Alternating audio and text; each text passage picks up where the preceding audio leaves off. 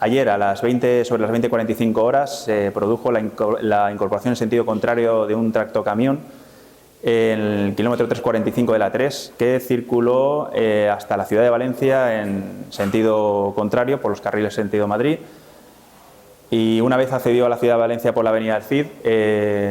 continuó una conducción temeraria por dentro de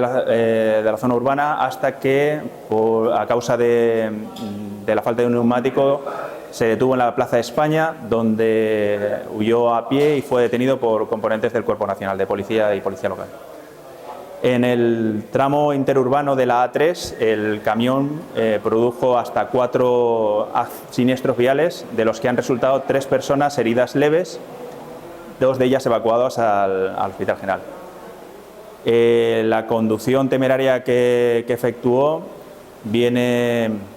en principio determinada por el consumo de bebidas alcohólicas, habiendo arrojado una tasa de alcohol que quintuplica la permitida para ese tipo de conductores. Por el Cuerpo Nacional de Policía se procedió a su detención, como se ha dicho, y se ha traspasado en la mañana de hoy el detenido en las diligencias al subsector de tráfico de Valencia, debido a que los delitos se cometieron en vías interurbanas y urbanas y son específicos en materia de tráfico. Por eso se está realizando una investigación con los elementos de control del tacógrafo del camión para determinar velocidad y otras circunstancias precisas.